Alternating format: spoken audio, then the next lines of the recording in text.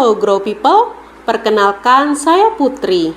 Pada kesempatan kali ini kita akan mengulas 7 prinsip manajemen mutu di ISO 9001 versi 2015, yang mana 7 prinsip tersebut menjadi landasan penting dalam penerapan ISO 9001 versi 2015. Apa saja itu?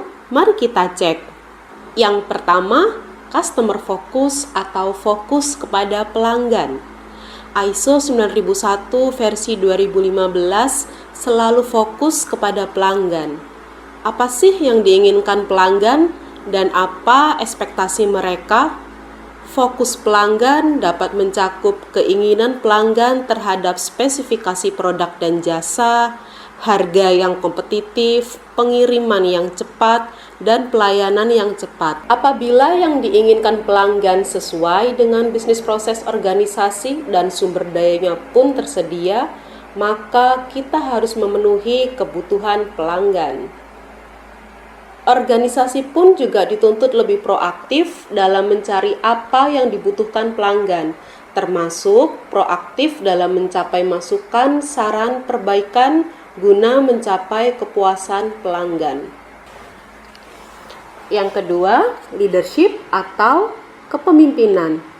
Top manajemen memiliki peran penting untuk memastikan bahwa seluruh organisasi memahami konsep mutu, sehingga tujuan dan sasaran dapat tercapai.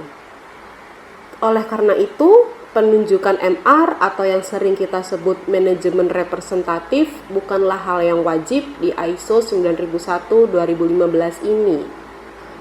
Top manajemen juga memiliki peranan dalam menetapkan kebijakan mutu yang mencakup komitmen terhadap kepuasan pelanggan, pemenuhan regulasi, perbaikan secara terus-menerus, dan peningkatan sumber daya.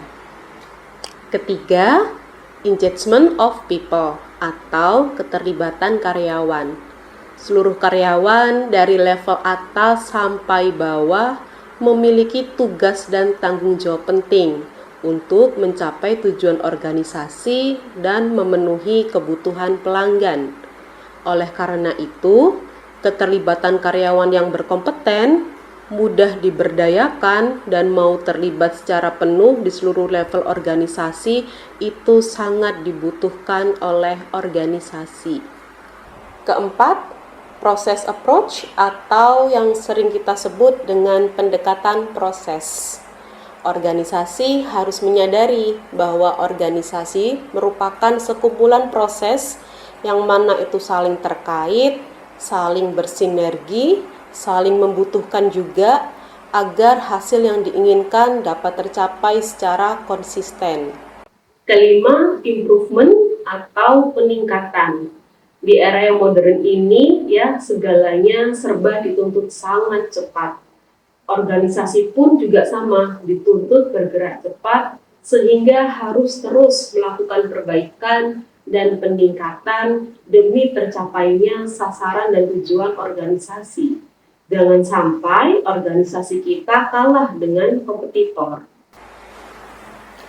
Keenam, evidence-based decision making atau keputusan berdasarkan bukti. Organisasi harus memastikan pengambilan keputusan berdasarkan analisis dan evaluasi dari data yang ada, sehingga memiliki kemungkinan yang lebih besar untuk mencapai hasil yang diharapkan.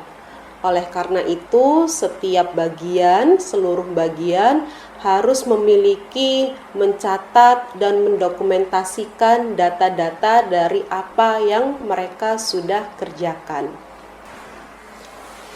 Yang ketujuh, relation management atau manajemen hubungan.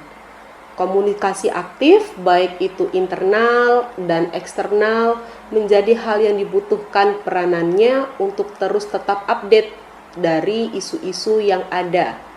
Pihak internal tentu mencakup seluruh karyawan, top manajemen, komisaris.